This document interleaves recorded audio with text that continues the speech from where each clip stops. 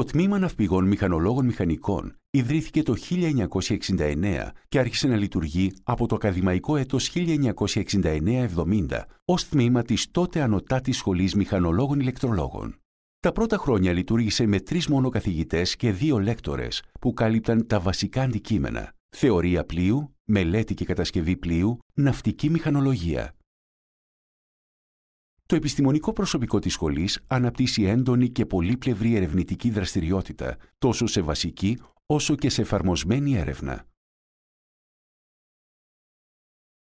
Στη σχολή λειτουργούν 4 τομείς.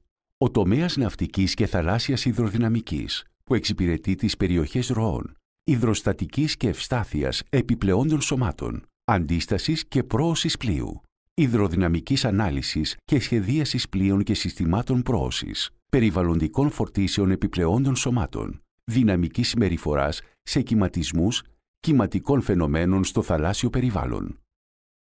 Ο τομέας ναυτικής μηχανολογίας, που εξυπηρετεί τις περιοχές μηχανών πρόωσης, συνεργασίας μηχανής έλικας, σχεδίασης και λειτουργίας ναυτικών κινητήρων ντίζελ, νέων συστημάτων πρόωσης, ελέγχου ρύπανσης, βελτιστοποίησης ενεργειακών εγκαταστάσεων, δυναμικής συστημάτων, αυτοματισμού, μηχανημάτων σκάφους, ηλεκτρολογικών εγκαταστάσεων, μετρήσεων επιδόσεων και ρήπων κινητήρων πλοίου.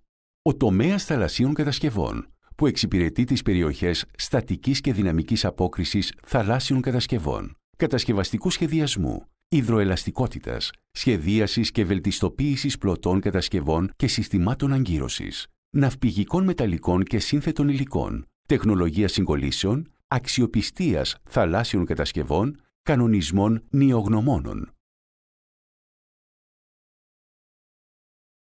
Ο τομέας μελέτης πλοίου και θαλασσίων μεταφορών, που εξυπηρετεί τις περιοχές μελέτης, σχεδίασης και βελτιστοποίησης πλοίων συμβατικής και νέας τεχνολογίας, μελέτης και σχεδίασης πλοίων με την βοήθεια ηλεκτρονικού U965 υπολογιστή, κανονισμών ευστάθειας και ασφάλειας πλοίου, οικονομικής ανάλυσης της μελέτης και λειτουργίας πλοίου, οικονομικής θαλασσίων μεταφορών, επιχειρησιακής έρευνας θαλασσίων μεταφορών.